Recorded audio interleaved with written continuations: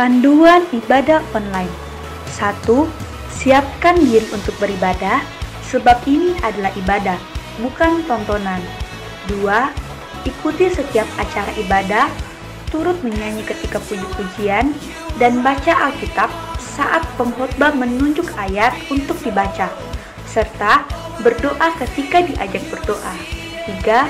Karena ini adalah ibadah dan bukan tontonan, jangan bercakap-cakap selama ibadah berlangsung. 4. Berpakaian yang sopan dan duduk dengan sopan. Selamat menikmati lawatan Tuhan. Tuhan Yesus memberkati.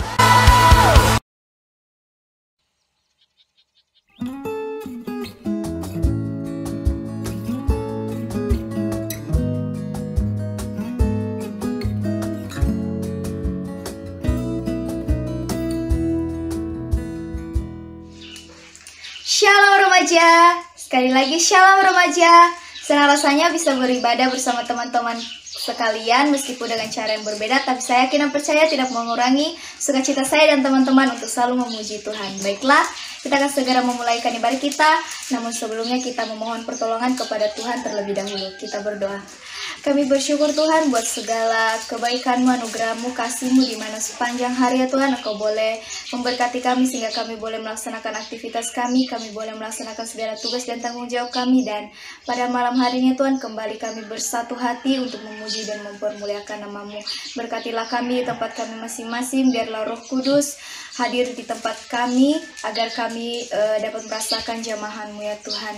Dan kami juga berdoa ya Tuhan, kami tahu ketika kami duduk diam beribadah kepadamu ada satu oknum yang tidak senang, kami bersatu hati pada akan hancurkan semuanya, tolak di dalam nama Yesus keluar dari kehidupan kami. Biarlah Tuhan di tempat kami masing-masing hanya ada Roh Tuhan yang siap untuk menjamah kami satu persatu. Berkatilah ibadah ini ya Tuhan, dari awal pertengahan hingga berakhirnya, biarlah semuanya sesuai dan seturut dengan kehendak Tuhan. Di dalam nama Tuhan Yesus Kristus kami siap untuk memuji dan mempermuliakan nama Tuhan. Haleluya, amin. Kita akan satu pujian. Hidupku menggenapi firman-Mu, tanda mujizat sertai tiap langkahku. Kau bersamaku, di dalamku, jadi bukti kebesaran-Mu.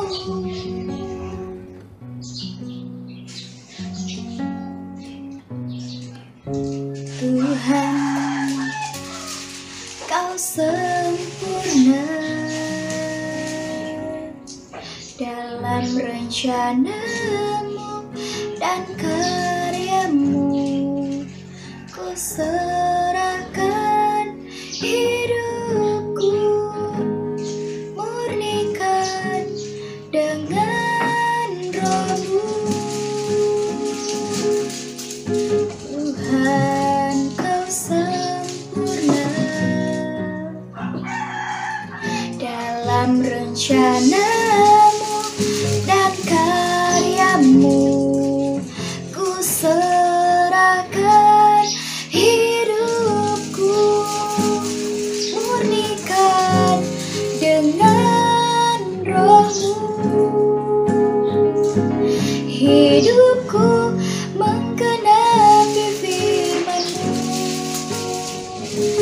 tanda mujizat sertai tiap langkahku. Kau bersamaku, di dalamku, jadi bukti kebesaran-Mu.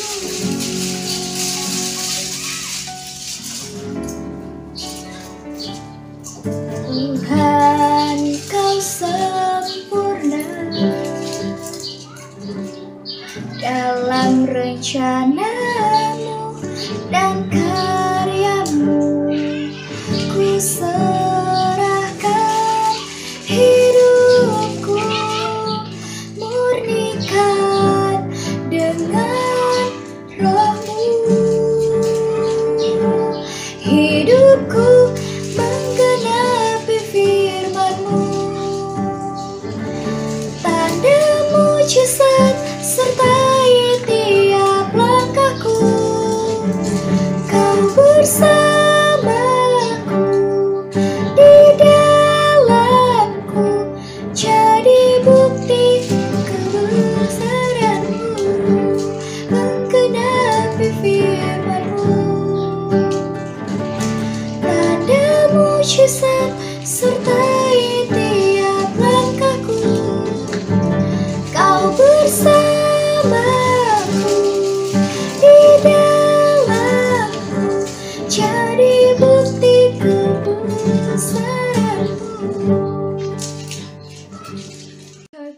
bahwa Engkau adalah Allah yang luar biasa. Tidak ada satupun yang bisa kami lakukan untuk membalas kebaikan-Mu Tuhan, selain kami datang memuji dan memuliakan nama-Mu. Dengan apakah kami membalas?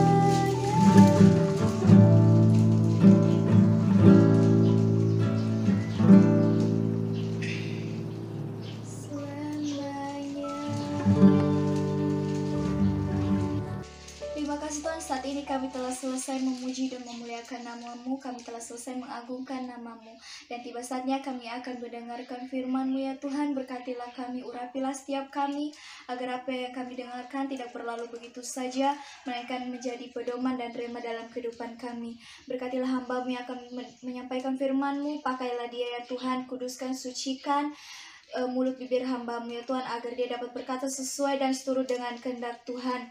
Kiranya Tuhan Yesus memberkati, biarlah roh Tuhan siap untuk mengurapi kami satu persatu, agar Tuhan firman-Mu dapat kami pahami dan dapat kami mengerti, tidak masuk telinga kanan, keluar telinga kiri, dan segala kuasa kegelapan yang coba mengganggu kami, membuat kami gelisah, tidak berkonsentrasi untuk mendengarkan firman-Mu, kami tolak semua itu di dalam nama Yesus. Biarlah Tuhan kami dapat tenang, mendengarkan firman-Mu. Terima kasih Bapa.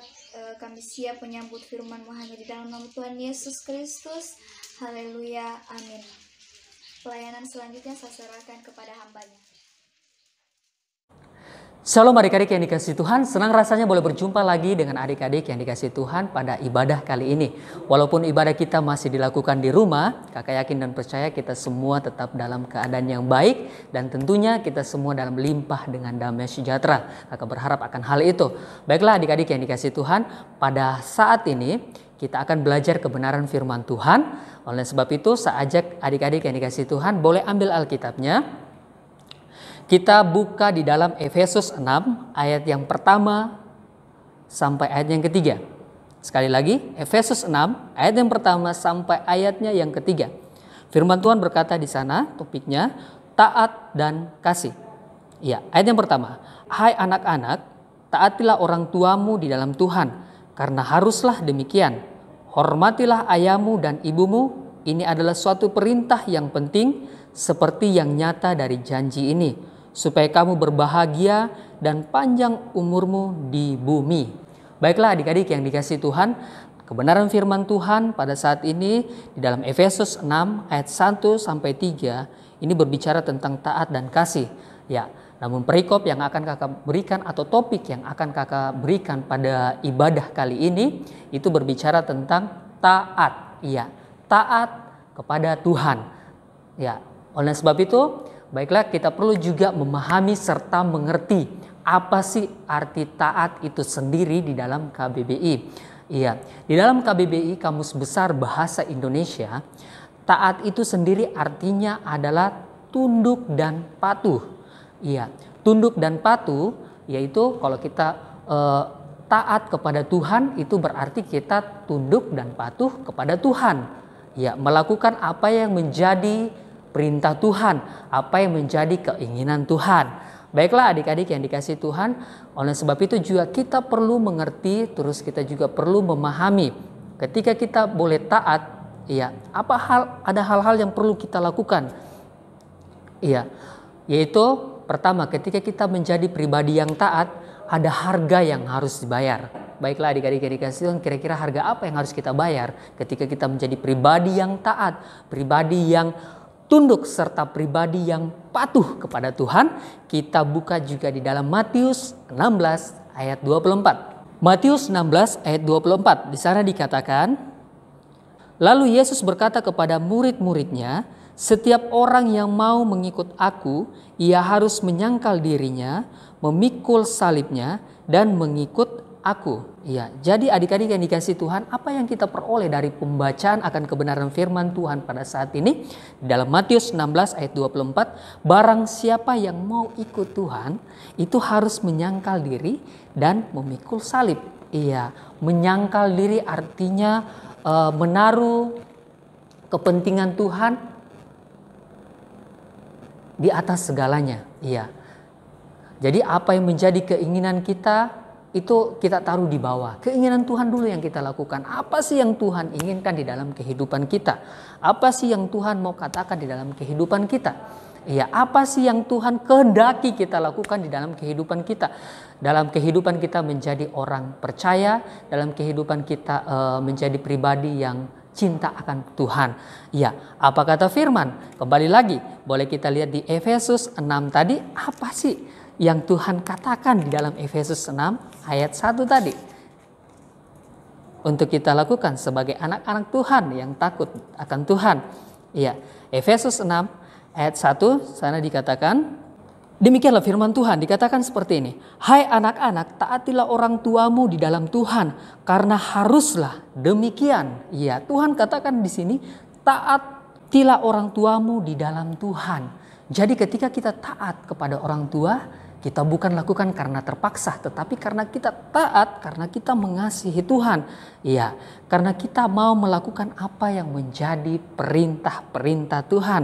Iya, karena dikatakan haruslah demikian. Jadi ketika orang tua menyampaikan bahwa jangan ke sana atau jangan melakukan ini, kita sebagai anak Tuhan yang tentunya taat, tunduk dan patuh kepada orang tua, kita tidak boleh melanggar. Karena kita tahu bahwa apa yang dikatakan orang tua, yang dimana kita ketahui bersama bahwa orang tua adalah otoritas Tuhan di bumi. Jadi adik-adik yang dikasih Tuhan, ketika orang tua mengatakan jangan lakukan ini, jangan berbuat ini, kita perlu turuti. Karena demikian kita menjaga diri kita untuk tidak terkena akan bahaya ataupun celaka nantinya. Karena tentunya ketika kita melanggar pasti ada konsekuensi dari pelanggaran itu sendiri. Baiklah adik-adik yang dikasih Tuhan, lanjut. Dalam ayat yang kedua dikatakan di sana, hormatilah ayahmu dan ibumu. Ini adalah suatu perintah yang penting seperti yang nyata dari janji ini. Jadi bukan cuma taat, Tuhan katakan di sini, ya kan? Menyangkal diri tadi, bukan cuma taat. Tuhan katakan di sini, melainkan kita harus menghormati ayah dan ibu. Iya, bukan cuman ayah, tetapi dikatakan ayah dan ibu. Semua kakak kita, adik-adik kita juga kita hormati. Ya, guru-guru kita juga di sekolah, orang tua rohani kita juga, kakak-kakak rohani kita juga kita hormati. Ya, dikatakan adalah suatu perintah yang penting supaya nyata dari janji ini. Jadi selain kita taat, kita juga harus menghormati otoritas kita di dunia. Jadi adik-adik yang dikasih Tuhan, kebenaran firman Tuhan mengajarkan kita bahwa taat atau tunduk dan patuh adalah suatu perintah yang Tuhan inginkan untuk kita lakukan di dalam kehidupan kita. Apapun yang kita hadapi, kondisi apapun yang kita hadapi, biarlah setiap kebenaran-kebenaran firman Tuhan atau perintah-perintah Tuhan itu terus kita lakukan. Iya, tidak menjadi halangan. Wah Tuhan, ini kayaknya kondisi seperti ini, di saat seperti ini, di saat kayaknya saya bosan di rumah. Saya tidak ingin lagi tinggal di rumah. Entah apa yang saya mau lakukan. Saya ingin keluar Tuhan. Ya, tapi ketahuilah, orang tua mengatakan jangan engkau keluar, jangan engkau pergi di sini, karena ketika engkau pergi di sini engkau akan tertular, engkau akan terkena penyakit atau engkau akan dapat bahaya. Ingat, ketika kita melanggar pasti ada konsekuensi. Jadi adik-adik yang dikasih Tuhan, belajarlah melatih diri untuk taat dan patuh kepada orang tua kita. Iya, dan bukan cuma itu tetapi menghormati juga. Karena kalau kita tahu bahwa ketika orang tua kita melarang, kita tahu sendiri bahwa berarti orang tua kita peduli kepada kita. Begitu juga dengan Tuhan, peduli dengan ciptaannya. Oleh sebab itu makanya Tuhan memberikan setiap firman-firman-Nya untuk kita lakukan, untuk kita renungkan, untuk seperti kata pemazmur Daud, merenungkan Taurat Tuhan siang dan malam. Iya, agar kebenaran-kebenaran firman Tuhan nyata dalam kehidupan kita semua. Baiklah adik-adik yang dikasih Tuhan, belajarlah taat untuk saat ini. Iya, taat dengan cara menyangkal diri kita, melakukan apa yang menjadi isi hati Tuhan, melakukan apa yang menjadi perintah Tuhan. Perintah Tuhan kita sudah temukan di dalam Efesus 6 ayat 1-3, yaitu taat kepada orang tua, menghormati orang tua, ayah dan ibu kita. Ya, bukan cuma itu ya. Banyak ada orang tua rohani kita juga, ada kakak-kakak rohani kita juga. Nah, selain tadi harga yang harus dibayar, ada hal lagi. Selain menyangkal diri, poinnya itu adalah pengorbanan. Iya, kalau berbicara tentang pengorbanan, wah jangan berpikiran, wah ini kayaknya berat ini Kak. Pengorbanan apa sih? Iya, kita ketahui ketika kita menjadi pribadi yang taat kepada Tuhan maupun kepada orang tua kita, ada pengorbanan yang perlu kita lakukan. Yang pertama, pengorbanan dalam bentuk apa? Pengorbanan dalam bentuk waktu kita.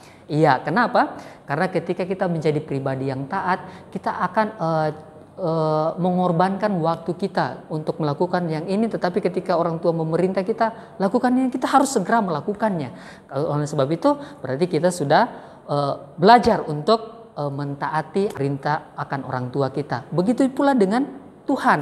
Ketika Tuhan sampaikan bahwa kita sebagai anak-anak yang dikasih Tuhan, ya berbicara tentang waktu ini, kakak teringat tentang gerakan akan remaja. Ya ulang-ulang kakak sampaikan atau ulang-ulang kami sampaikan bahwa GBA, Gerakan Baca Alkitab, yang saat ini terus digalakan untuk remaja GPIPS Palu, di mana dalam masa saat ini, dalam masa di rumah, dalam masa menghadapi pandemi COVID-19 saat ini, adik-adik remaja boleh kembali aktif untuk membaca serta merenungkan kebenaran-kebenaran firman Tuhan. Ya, waktu yang ada digunakan sebaik-baiknya. Membaca serta merenungkan kebenaran firman Tuhan. Apa sih kata Tuhan tentang hari ini? Apa sih kata Tuhan tentang hari-hari depan yang akan kita lalui. Dengan demikian ketika kita membaca serta merenungkan kebenaran firman Tuhan, akan ada banyak hal yang kita temukan, akan ada banyak hal yang kita dapat, akan ada banyak hal yang membuat kita menjadi bergairah dalam menghadapi setiap keadaan serta kondisi yang kita hadapi saat ini. Dan tentunya akan kita semakin menjadi pribadi yang, wah Tuhan, besok saya mau melakukan ini, besok saya mau melakukan ini lagi. Karena kenapa? Karena kita belajar merenungkan akan kebenaran-kebenaran firman Tuhan. Baiklah adik-adik yang dikasihi Tuhan, sejauh mana kalian sudah belajar taat untuk membaca serta merenungkan kebenaran firman Tuhan melalui gerakan GBA, gerakan baca Alkitab yang digalakan saat ini? Jika sudah ada yang mulai, kayaknya Kak, saya mulai bolong-bolong atau mulai tertinggal baca beberapa ayat, ayo kejar lagi, banyak waktu, pergunakan waktu yang ada. Iya, karena banyak waktu kita berada di rumah, banyak waktu kita bisa melakukan banyak hal. Iya, jadi adik-adik yang dikasihi Tuhan, usahakan untuk bisa tamat untuk tahun ini membaca kebenaran firman Tuhan. Jika sudah ada yang tamat, puji Tuhan, Allah yang kita sembah adalah Allah yang luar biasa, dan kembalilah miliki gairah untuk menyelesaikannya lagi. Baiklah adik-adik yang dikasihi Tuhan, selain kita korban waktu, kita juga ada yang dikatakan adalah korban pikiran. Kenapa? Karena ketika kita taat dan patuh baik itu kepada perintah Tuhan, kita harus berpikir apa sih hal yang menyenangkan Tuhan? Bagaimana sih atau apa sih yang saya mau lakukan supaya Tuhan ini disukakan, Tuhan ini disenangkan? Iya, bukan cuma itu, kita juga boleh berpikir yang positif tentang keadaan situasi yang ada. Kakak yakin dan percaya dan kakak harapkan setiap kita anak-anak remaja yang dikasihi Tuhan boleh memikirkan hal-hal yang baik, sehingga ketika kita juga di dalam bersosialisasi maupun di dalam keadaan kita dimanapun berada, kita boleh menulari orang-orang dengan pikiran kita yang positif. Iya, penggunaan sosmed juga, ya baik di dalam waktu maupun pikiran boleh dipergunakan dengan sebaik-baiknya. Setiap orang yang berpikiran yang negatif itu akan menghasilkan hal-hal yang negatif. Tapi ketika kita berpikiran yang positif, maka kita juga akan melakukan hal-hal yang positif dalam kehidupan kita. Contohnya, ketika kita menggunakan sosial media, bersosmed. Ketika kita membaca sesuatu, kita kan dipilih untuk berkomentar negatif. Tapi justru bagaimana kita memperhatikan keadaan situasi ini yang mungkin buat kita kayaknya, wah ini cukup berat, tetapi bagaimana kita boleh berpikir positif? Ya, bagaimana caranya? Yaitu berpikir menurut kebenaran firman Tuhan. Apa kata firman Tuhan tentang hari-hari ini? Apa kata firman Tuhan tentang harapan kita ke depan kepada Tuhan? Ya, baiklah adik-adik yang dikasihi Tuhan, itulah jadi ketaatan berbicara tentang harga yang harus dibayar, yaitu selain penyangkalan diri, yaitu satunya lagi adalah berkorban dalam hal waktu, pikiran, dan ada lagi yang dikatakan berkorban tenaga. Iya, tenaga di dalam artinya melakukan apa yang Tuhan kehendaki di dalam kehidupan kita. Jadi belajarlah untuk melatih diri kita, adik-adik yang dikasihi Tuhan, untuk taat baik kepada orang tua maupun kepada Tuhan. Baiklah adik-adik yang dikasihi Tuhan, untuk dapat melakukan ketaatan itu sendiri, ada hal yang perlu kita pahami. Bagaimana ketaatan itu bisa dapat kita lakukan, atau bagaimana ketaatan itu dapat kita aplikasikan di dalam kehidupan kita. Yang kakak mau bagikan itu adalah dasar dari ketaatan itu sendiri, patuh serta tunduk. Ya, di mana arti kata taat tadi, yaitu adalah di dalam dasarnya itu adalah kasih. Ya, kasih. Kenapa kasih? Karena ketika kita mengasihi, akan contoh saja ketika kita mengasihi seseorang, baik ayah kita maupun ibu kita atau adik-adik kita, kita tentunya akan melakukan apa yang menjadi keinginan mereka. Apa yang menjadi kesukaan mereka kita berbuat, kita pikirkan, kita kayaknya saya mau menyenangkan begitu.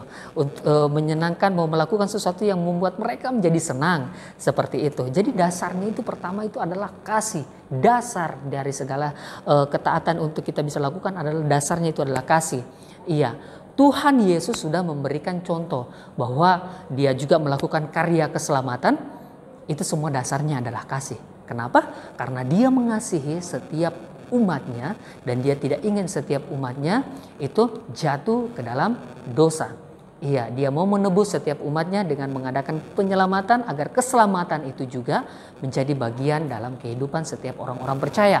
Orang percaya dalam artian orang yang sudah mengaku dosa dan terima Tuhan Yesus dalam hatinya dan mau menjadikan Tuhan raja dalam kehidupannya. Baiklah adik-adik yang dikasihi Tuhan, contoh kasih ini kita bisa lihat di dalam Filipi 2 ayat 8. Iya, Filipi 2 ayat 8 di sana dikatakan, dan dalam keadaan sebagai manusia, ia telah merendahkan dirinya dan taat sampai mati, bahkan sampai mati di kayu salib.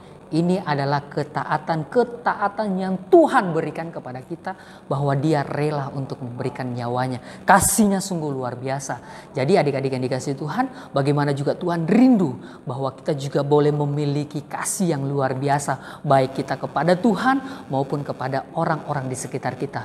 Bahwa kita itu mengasihi mereka. Tuhan rela memberikan nyawanya untuk orang-orang yang dikasihinya. Sehingga orang yang percaya kepadanya, orang yang menerima Tuhan, menerima anugerah keselamatan dan mau menjadi orang yang taat untuk melakukan kebenaran firman Tuhan, keselamatan menjadi bagiannya. Jadi adik-adik yang dikasihi Tuhan, ketaatan ini Tuhan sudah berikan. Contoh Tuhan sudah berikan.